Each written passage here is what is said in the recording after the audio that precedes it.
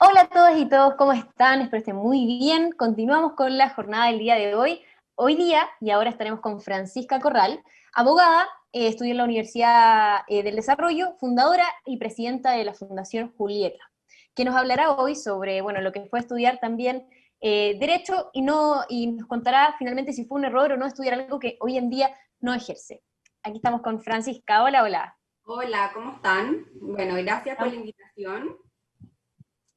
Les cuento,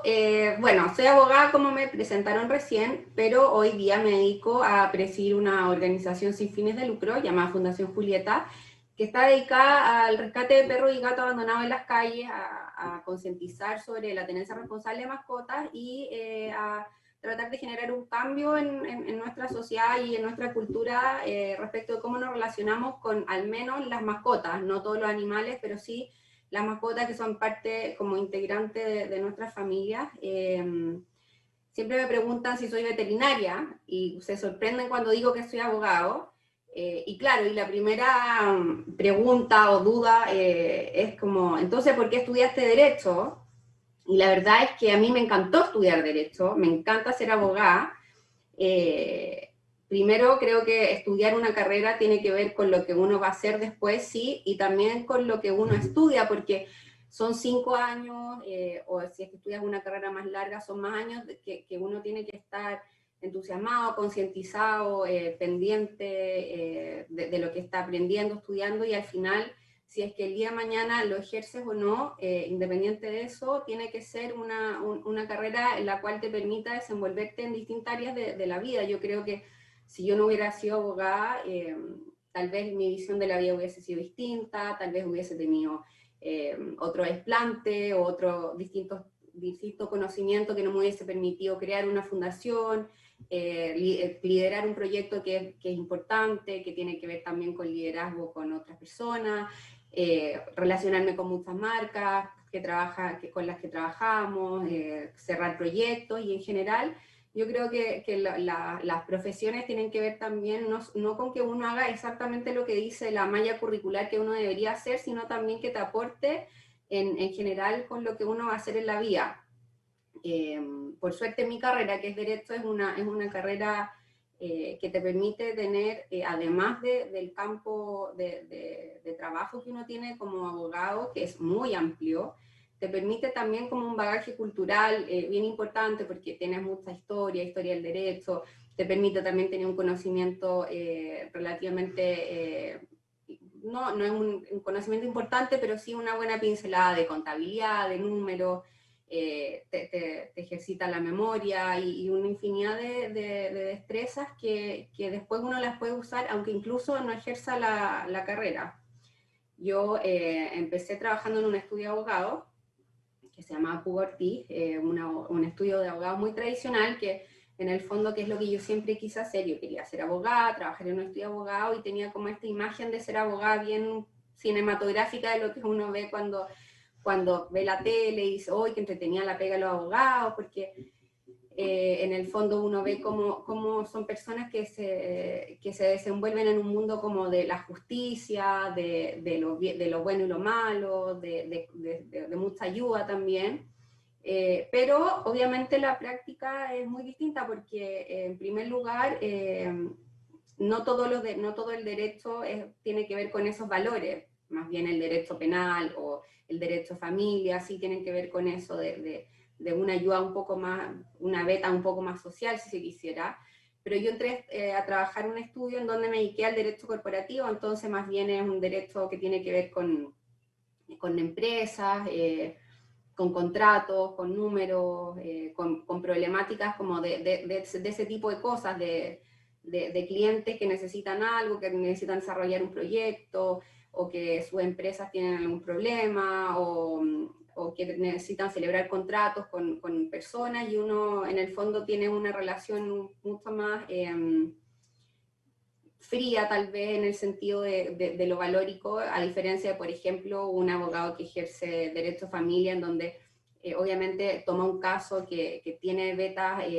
sensibles, como son, por ejemplo, una separación, en donde hay niños de por medio, a veces los papás que se están separando, se están peleando por la tuición de los hijos, y hay todo un... Hay un contenido de ese derecho como muy, muy sensible, y la verdad que creo que no todas las personas pueden hacerlo porque es difícil, yo creo, abstraerse muchas veces de problemas, sobre todo cuando hay niños de por medio, cuando hay violencia o cuando hay injusticias como más que afectan a personas de carne y hueso. Trabajé varios años en Derecho Corporativo, después trabajé en otro estudio, en más o menos la misma área. Es un área que me gusta, es un área entretenida, y para un abogado, trabajar en un estudio de abogados es una tremenda escuela. Yo a cualquier persona que estudia Derecho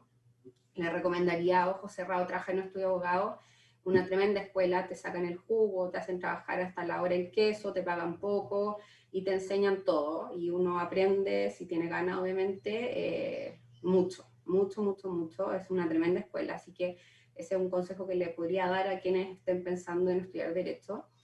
Y luego, cuando ya llevaba varios años de ejercicio, dije, bueno, yo ya tenía esta beta de participación con las mascotas, ya desde la universidad yo rescataba perros abandonados de la calle, los llevaba al veterinario, los desparasitaba, los esterilizaba, los vacunaba y le encontraba familias. Generalmente en esa época se usaba Facebook, uno publicaba la foto, y así me fui haciendo como una red de contactos de personas que o compartían mi contenido, que me ayudaban con casos, porque obviamente yo estaba en la universidad, no tenía plata para pagar todas las cosas que yo hacía, entonces pedía plata, hoy pueden ayudar a en tal caso, tal perrito, qué sé yo, y eso siempre fue así hasta que entré a trabajar, y obviamente ya no tuve mucho tiempo para hacerlo. Así que llegó un minuto en mi vida que dije, bueno, ¿qué me gustaría hacer? Y en realidad siempre quise tener una fundación que se llamara Julieta, porque Julieta fue el nombre de la primera perrita que yo recogí en la calle, y como un cliché, pero así es como la que me abrió un ojo, el ojo o tercer ojo, o es una dimensión totalmente desconocida para mí, de una realidad que existía a mi alrededor, que era la realidad de los perros abandonados, y me empecé a dar cuenta de que cuando uno pasaba por la calle, había un perro a un lado, había un perro a otro lado, y todo el mundo pasaba por el lado como si fuera un escenario normal, porque nos acostumbramos a normalizar eso. En nuestro país, ahora nos estamos dando más cuenta y todo, pero hace 15 años esto era algo normal, sobre todo como en los países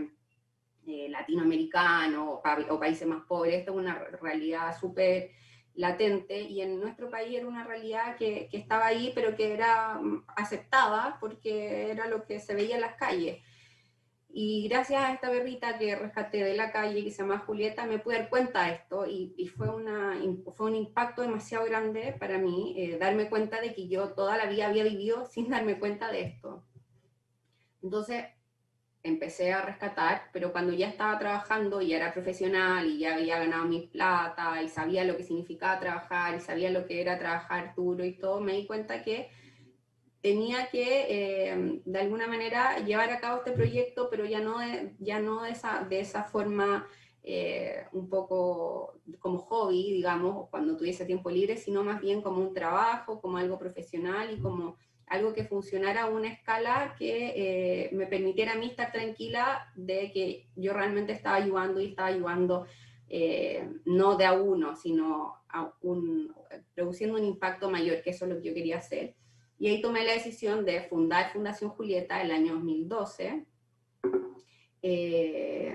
La verdad es que fue obviamente al principio difícil porque una fundación desconocida, que se dedicaba a una temática que tal vez no generaba en ese entonces tanta empatía. Muchas veces,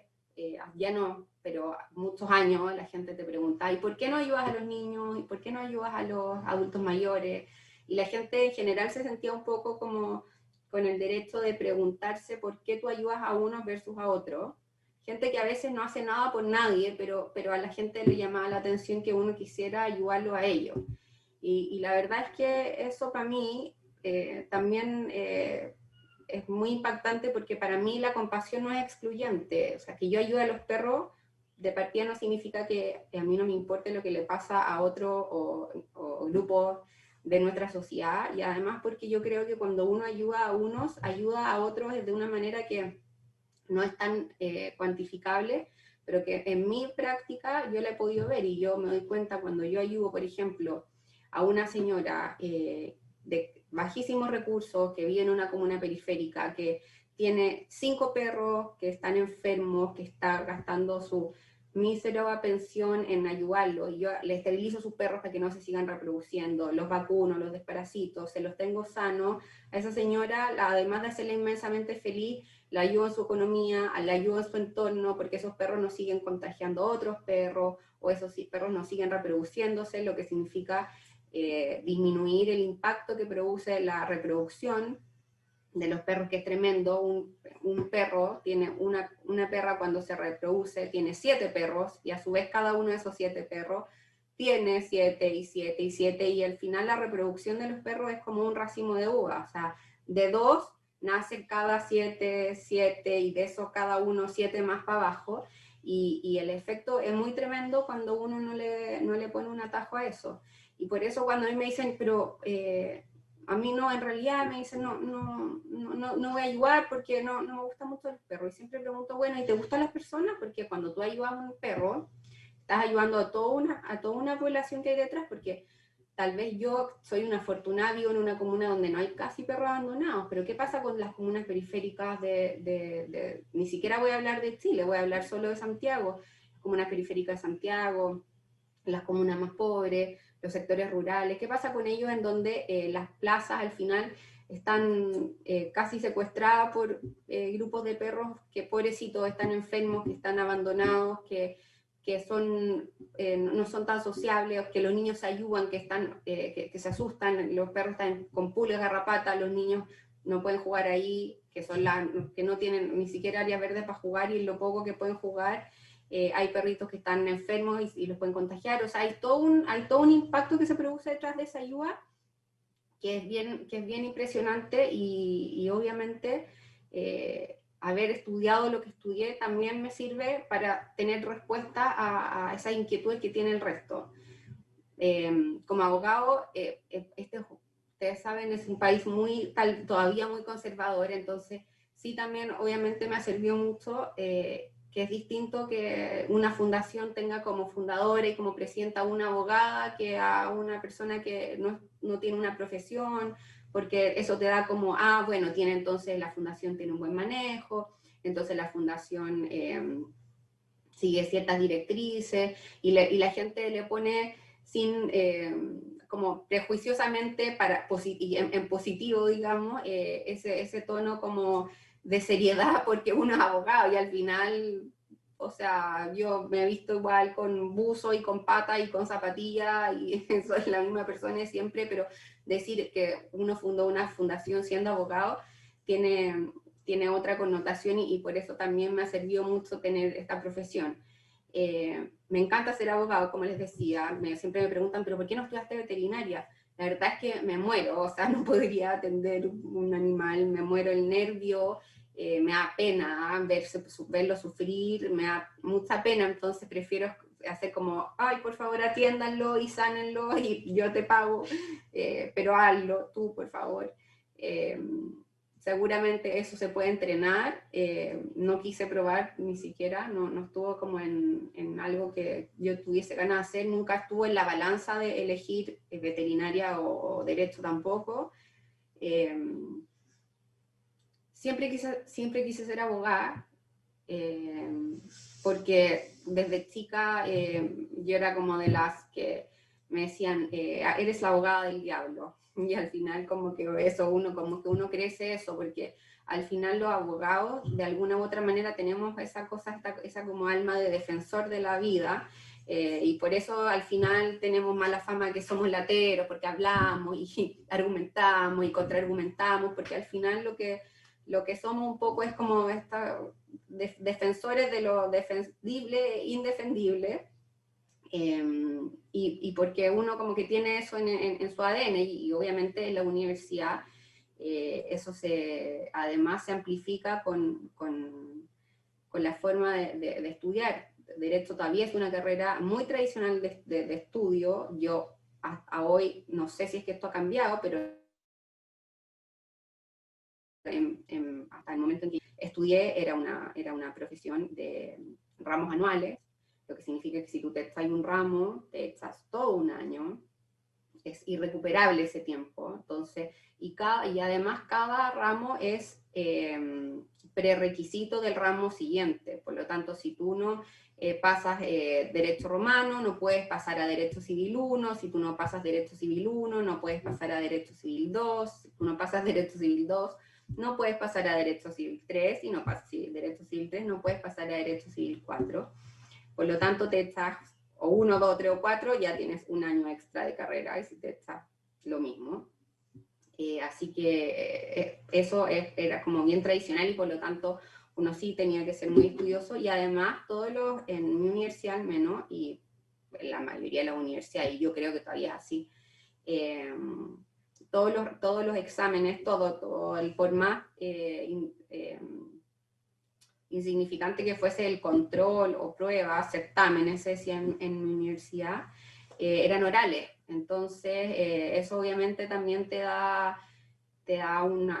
genera una herramienta de comunicación súper importante, porque de partida uno tiene que perder el miedo a hablar frente a personas, que uno ya les tiene miedo, por cómo son los profesores, uno les tiene terror, porque en mi caso mi universidad era una universidad con profesores bien tradicionales, abogados mayores, entonces eran siempre abogados muy compuestos, por supuesto de traje, muy serios, muy prestigiosos, y son esas personas que infundían un poco de susto y de admiración a la vez. Entonces uno se sentaba al frente de esa persona que obviamente uno no podía sentarse a hacerle perder el tiempo, y porque además estaba ahí haciendo el loco frente al profesor, ya todos tus compañeros que estaban sentados detrás. Entonces, salvo obviamente que hay personas que no les importaba, pero cuando a uno sí le importaba lo que está estudiando, uno quería ser buen alumno, y a uno le gusta lo que estudia, obviamente eso también es una cosa que uno considera. O sea, a mí me interesaba dar un buen examen, me interesaba sacarme buenas notas, y eso obviamente genera una herramienta que es la herramienta de la comunicación, de perder el susto, de perder la vergüenza, de también saber salir rápido de las situaciones. A veces uno equivocadamente se mete en algún tema tal vez que uno no es tan experto, o te hicieron una pregunta que tal vez uno no está tan convencido de la respuesta, entonces uno tenía que tener alguna habilidad como de salir de esa situación y tal vez cambiar un poco el tema, o el mismo tema pero otra área, y te genera esas herramientas súper importantes para desenvolverte en cualquier aspecto de tu vida, ejerzas o no esa profesión. Yo creo que además ser abogado te da una perspectiva de la vida, en mi caso por lo menos lo que yo creo, bien importante, en el sentido de que yo siento que siendo abogado puedo hacer muchas cosas, así como, bueno, muchas cosas, excepto por supuesto ser doctor, ser matemático, pero sí uno puede desenvolverse en muchas áreas, porque creo que uno tiene más o menos cubierto aspectos que son bien importantes en casi todos los trabajos, que son la comunicación, el poder de comunicación, el trabajo en equipo, la perseverancia, el tener la capacidad de responsabilidad, de que si uno tenía, porque todas las pruebas estaban juntas, entonces a uno aprendía que uno se tenía que aprender sí o sí de 7 ramos, los 7 cosas que tenía que estudiar de un día, después el otro día, después el otro día, todo de memoria, porque era recitar a veces muchas cosas de memoria, porque además de entenderlo había que memorizarlo. Entonces eso también te da como una herramienta de comunicación y de manejo de muchos temas importantes, que es lo que uno necesita en cualquier trabajo, que es la responsabilidad y saber si uno tiene el día de mañana que entregar un proyecto, pucha, hay que trasnochar, que es lo que te enseña en la carrera también. O sea, yo me acuerdo que era tanto lo que trasnochaba que una vez tuve un trastorno del sueño, que en el fondo de la noche no podía dormir porque como pasaba de largo estudiando, entonces ya me había acostumbrado a que entonces llegaban las vacaciones y yo ya quería dormir a la noche, pero no podía porque en realidad en la época de exámenes uno obviamente quería de partida pasar el ramo. En mi caso yo quería sacarme buena nota eh, y, y obviamente no echarse el ramo, que era una cosa terrible, si bien en algunas universidades, la mía sí existía, pero de forma acotada existe la posibilidad de repetir el examen en marzo, o sea, uno da los exámenes en diciembre y podías hacerlo en marzo. En mi universidad solamente existía 3 opciones, entonces de los 8 ramos o 9 ramos que uno tenía, solo podías echarte en marzo, o sea, en diciembre 3, porque podías repetir solo 3 exámenes. Entonces, obviamente, era una presión extra de, si bien uno podía equivocarse, no podía equivocarse en todo ni tantas veces. Y así uno tenía que trasnochar para poder pasar bien el ramo, y claro, y llegué y después no podía dormir y tuve que ir a un doctor para que me diera pastillas para dormir, para poder regular el ciclo del sueño en mis vacaciones. Entonces, en el fondo, es una escuela en general, como es una carrera que te da una escuela de responsabilidad, de perseverancia, de mucha personalidad. Y yo la verdad es que si es que alguien se estuviera preguntando si es y si quisiera estudiar Derecho, para mí yo encuentro una carrera, aparte la encuentro preciosa. Hay gente que puede decir que yo estoy loca porque es una lata. Sí, seguramente porque para el 99% de las personas es una lata, pero a mí me encantó estudiarla. O sea, me gusta mucho el contenido de la carrera. No me pasó que fuera una carrera como que yo diga, bueno, voy a aguantarme estos 5 años porque aunque no me guste lo que estudio, me va a gustar lo que ejerza. No me pasó eso, todo lo contrario. Yo creo que me gustó mucho más estudiarla. Y creo que también hay un punto súper importante, porque muchas veces estudiamos algo que no estudiamos la malla curricular, sabemos los ramos que vamos a tener y todo, pero en realidad en la práctica no sabemos bien lo que vamos a hacer, y yo creo que eso sería súper importante que lo tengan en consideración, sepan bien de qué se trata su carrera, porque por ejemplo en mi caso, uno ve cuando no sabía, porque en mi caso por ejemplo no había abogados en mi familia, entonces yo en realidad en Chile yo no sabía bien lo que hacía un abogado, yo sabía bien lo que hacía un abogado en Estados Unidos, o sabía bien porque veía series y decía, oh, qué entretenido, están en un juicio, y entonces predominaba la oralidad, lo que era muy compatible con lo que yo hacía en la universidad, que era todo oral, pero después de la práctica uno se da cuenta, no es todo oral. Por suerte en mi caso, cuando yo salí de la universidad, empezaron a cambiar los principios del derecho y se fue todo a la oralidad, y cambió el derecho penal. Antes existía el Código de Procedimiento Penal, ahora es el Código Procesal Penal, en donde se creó el Ministerio Público, que ustedes ya deben conocer. Ustedes no conocieron el sistema anterior, que predominaba el secretismo, la escrituración, uno no podía acceder a los expedientes. Ahora son todas las audiencias orales. Ahora en la pandemia uno incluso, si veía la página del Poder Judicial, podía ver audiencias o de formalización o audiencia de algún delito o algún crimen o algo que fuese como de relevancia nacional, que hubiera salido en las noticias. Incluso salían pedazos de la audiencia, cosa que antes era inconcebible porque estaba regido por la escrituración. Entonces, las personas que fueron abogados antes que yo y que eran abogados por esa cosa de defender a alguien y hacerlo en el argumento, en la convicción, se encontraron de portazo con que eso acá no existía. Y eso, por eso es tan importante saber realmente lo que uno va a hacer y lo que uno puede hacer. Lo mismo, no sé, por ejemplo, hay mucha gente que dice, bueno, ¿cómo este abogado puede defender a tal criminal? Y bueno, yo como abogado, si bien yo no ejerzo el derecho penal, y yo no sé si podría ser abogado defensor, así a mí sí me enseñaron que en primer lugar todas las personas, tienen el derecho a la defensa, lo que no significa que el abogado esté creyendo todo lo que su cliente le está diciendo, o no significa que el abogado esté avalando las horrorosidades que cometió su cliente, simplemente se está asegurando de que esa persona, de que ese criminal tenga un juicio justo, nada más, que se le apliquen las atenuantes que corresponde, que tenga un justo proceso, que pueda tener testigos en el caso de que lo amerite, de que tenga un abogado que lo represente. Y en ese sentido,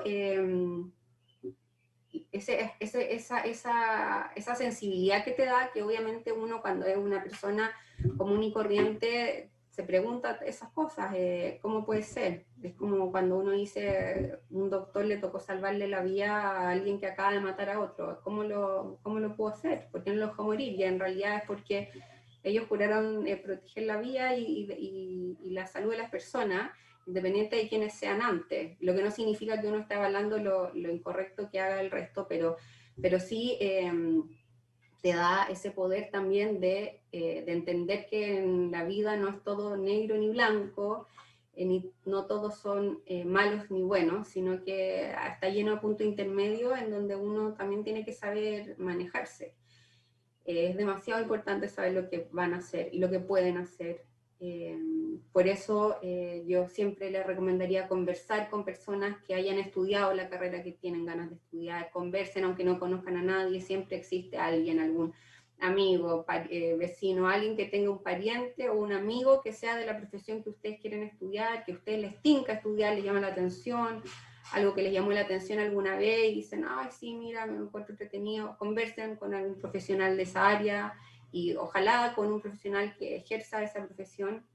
Es demasiado importante porque yo creo que el gran problema de la educación en nuestro país, sobre todo en las universidades, en lo que están tan al debe es la falta de práctica que tienen. Están de libro la educación, de verdad. Yo cuando terminé la universidad y me encontré con la práctica profesional, que en Derecho, que es algo que tienen que tener en consideración, es obligatoria, es gratis y es para el Estado. Eso quiere decir que cuando uno sale de la universidad, hace la práctica profesional, tiene que postular y tiene que hacer la práctica en la Corporación de Asistencia Judicial, que es esta corporación que le otorga abogado a las personas que no tienen los recursos para pagarlo. Y tú puedes elegir el área, que puede ser civil, laboral o penal. Son 6 meses. Y cuando yo llegué a la práctica, después de haber sido una súper buena alumna, después de haber tenido derecho procesal, por ejemplo, que era mi ramo, era uno de mis ramos favoritos, promedio 7 en todos los derechos procesal, y que era como, obviamente, si yo tengo 7 en derecho procesal, yo manejo los procedimientos, manejo el juicio, manejo todo, pero llegué a hacer la práctica y de verdad sentí que no tenía idea de nada. O sea, de verdad dije, ¿cómo se trabaja en esto? No tengo idea. Me pasó de verdad que encontrarme con una realidad atroz, porque me asusté, sentí súper alto miedo, dije, o no entendí nada en la universidad,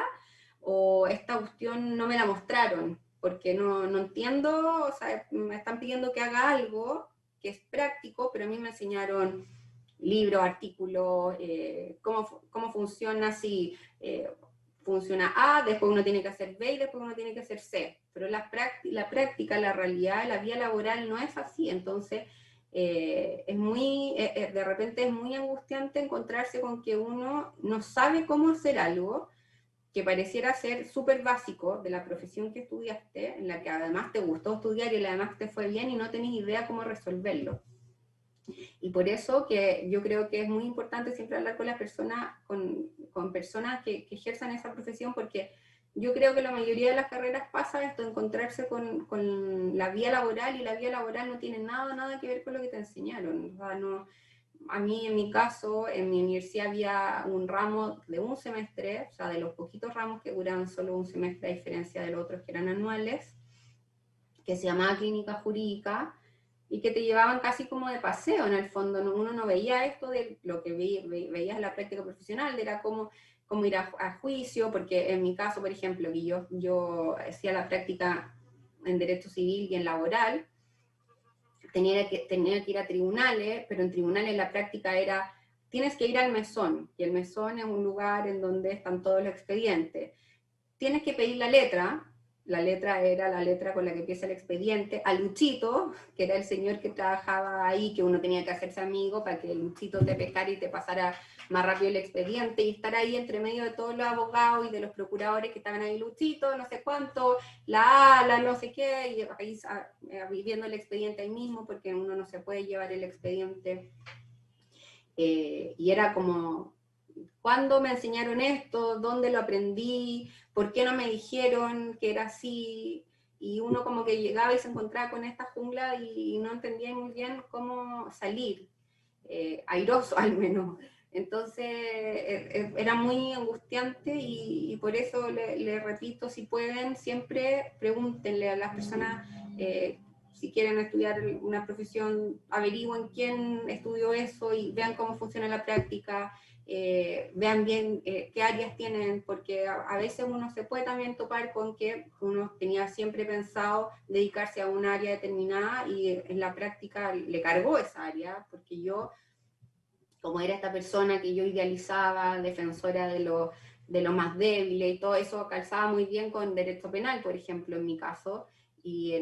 cuando en realidad vi lo que significaba crudamente el derecho penal el lado B, que era las víctimas y también los victimarios y toda la realidad que rodea esa área, la verdad es que yo sentí que no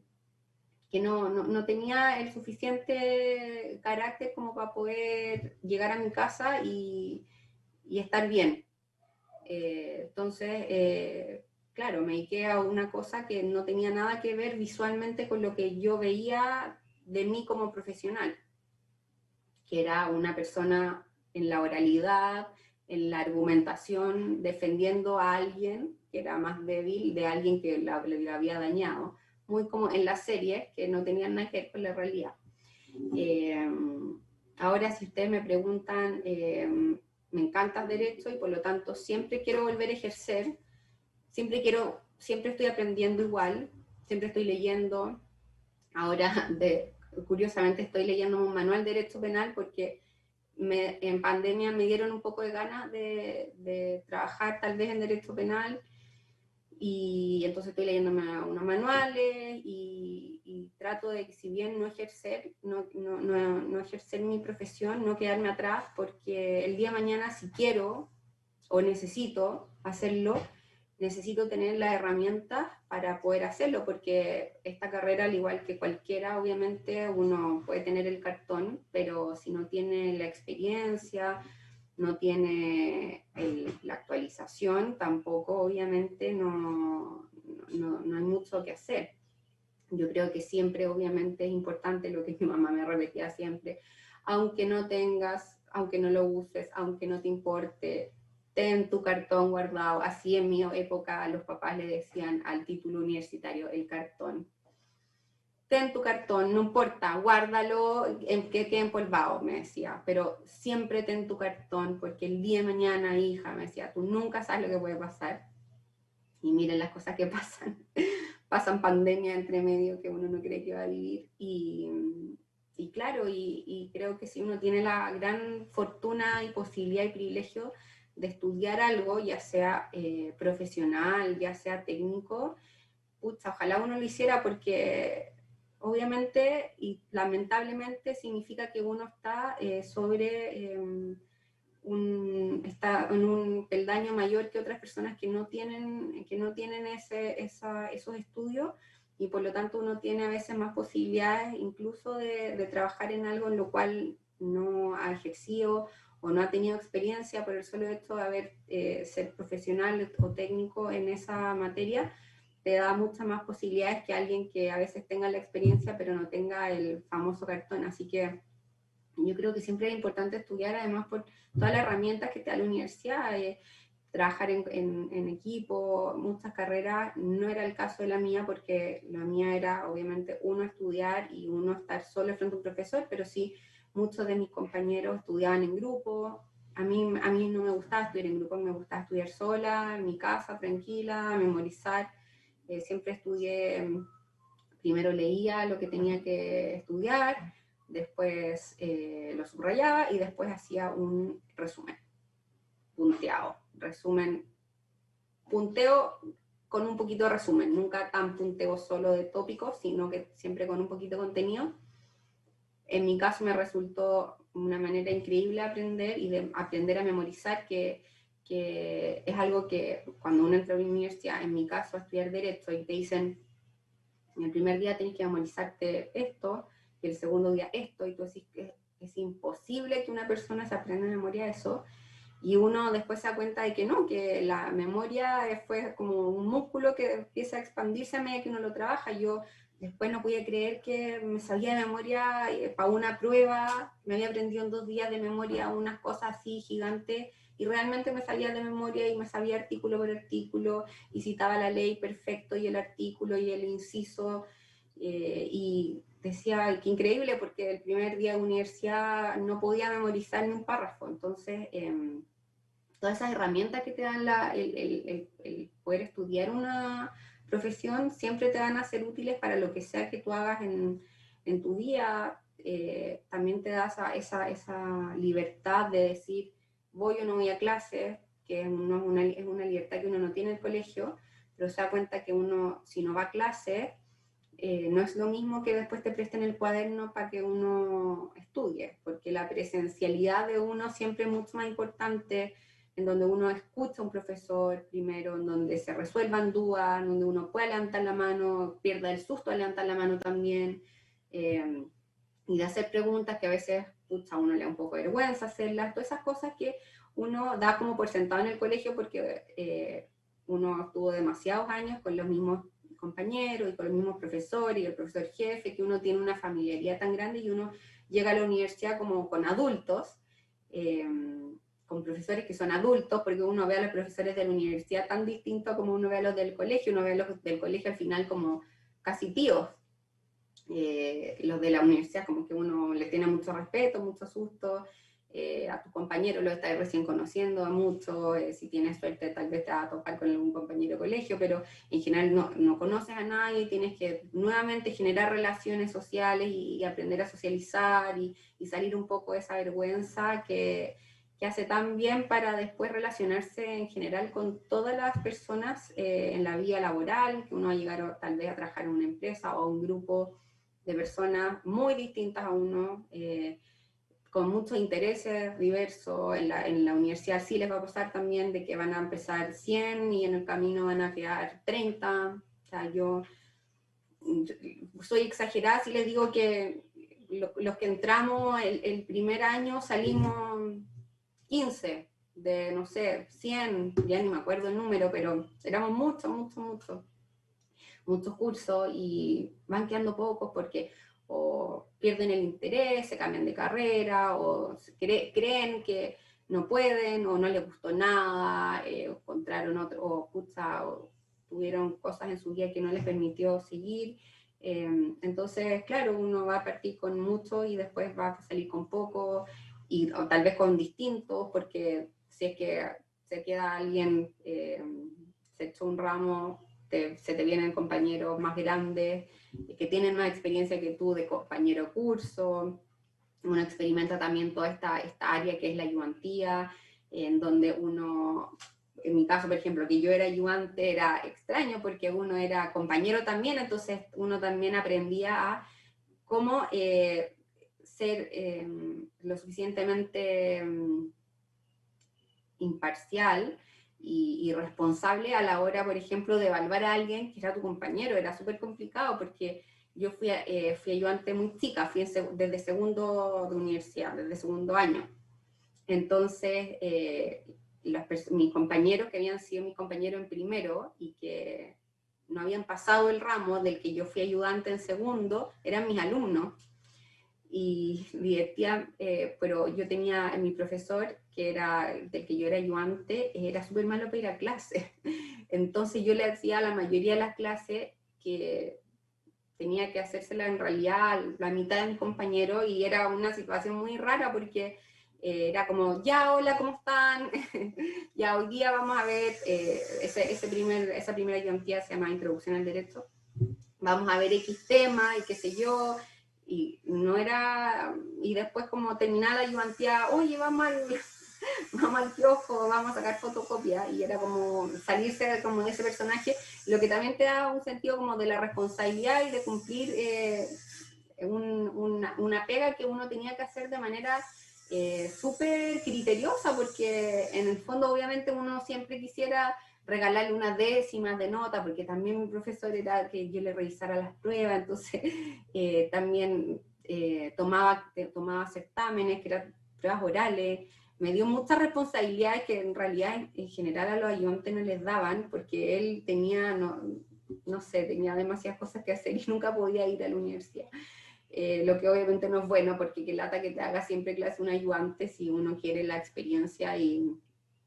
la sabiduría de tu profesor, pero bueno, así les tocó a esta persona, mi alumno, y fue como un aprendizaje bien importante también como para saber siempre diferenciar las cosas, de entender que las cosas no son siempre personales. Cuando a ti te dicen, mira, a mí me parece que esto no lo hiciste tan bien, nadie me está atacando, nadie está diciendo que soy pesado, que soy mala persona, simplemente está haciendo una o crítica o una observación a algo que yo hice y que tal vez puedo mejorar, o tal vez está equivocado, pero siempre teniendo en consideración que las personas, mientras te dicen las cosas desde el respeto, creo que es importante tomarlas de esa manera, y no tomarse las cosas de manera personal como un ataque o como una pesadez que podrían haberse evitado. Y básicamente eso, creo que en general estudiar una carrera universitaria o técnica, que hoy en día son tan importantes y no hemos dado cuenta la importancia que tienen esos conocimientos tan específicos de cosas que uno muchas veces tomó y dio por sentado, que eran cosas tal vez inferiores. En Chile también se le dio muy poca importancia, muy poca relevancia a las carreras técnicas, que son igual de fundamentales. O sea, ahora en la pandemia, imagínense qué hubiera pasado sin las carreras técnicas, sin los ayudantes de enfermería, sin los TENS, sin toda esta gente increíble que estudia carreras técnicas, que hace una pega impresionante. Y claro, y que años anteriores uno decía, pero no es doctor, pero no es procurador, ¿no? Es como asistente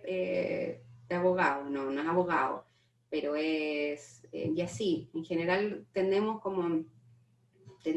y tendemos a siempre un poco idealizar algunas cosas y mirar en menos alguna otra, cuando en realidad cada carrera, profesión, oficio, tiene su importancia, y cada uno es fundamental en la sociedad que conformamos. Entonces yo creo que también mi consejo sería que las personas que quieren estudiar algo que tal vez no es tradicional o que no es profesional, se saquen ese susto de que no me va a ir bien, o me van a mirar mal, o me van a mirar en menos, o tal vez mi familia toda la vida ha querido que yo estudie una carrera tradicional, porque se mueren, son esas familias que así el hijo les dice, voy a ser diseñador, o voy a ser paisajista, o les da el ataque cardíaco porque no van a ser ingenieros comerciales. Sáquense ese miedo, porque al final los que vamos a vivir con nuestras decisiones de carrera y de lo que elijamos, vamos a ser nosotros. Y por eso, ojalá, siempre tomándolo con la responsabilidad que significa elegir algo que de verdad, tal vez no lo que estamos, pero sí nos va a regir por toda la vida, que es lo que estudiemos, es que dure 2, 3 o 5 años, si es profesional, o más, si es que estudien medicina, siempre teniendo en cuenta que sea algo que te aporte herramientas para la vida y valores que sean coherentes con lo que es uno. Claro. Muchas gracias, Fran, por estar aquí con nosotros el día de hoy. No hay nada, Oye, gracias. acá tenía una pregunta, pero creo que de cierta forma ya la respondiste, que era si es que, como había otra carrera, porque fue al principio cuando estabas contando sobre la fundación, si es que había otra carrera que puede ser similar para desempeñar esto de una fundación y otras cosas que no sea derecho, quizás porque creo que la encuentran un poco más difícil. No, yo creo que tener una fundación puede ser cualquier cosa, lo que tiene que tener es disciplina y constancia como cualquier trabajo, un trabajo como cualquier otro que te necesita liderazgo, responsabilidad y en mi caso mucha conciencia social porque estás al servicio de otros. Claro. Bueno, oye, muchas gracias, Francisca. Creo que ya estamos en la hora, así que vamos a dejar hasta acá.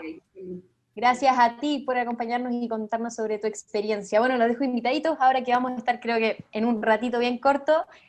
con Pedro Pizarro, que es director de la carrera de Biología Marina de la Universidad Arturo Prat. Así que para que estén preparados, preparadas, porque pronto partimos con Pedro. Así que eso, muchas gracias, Fran.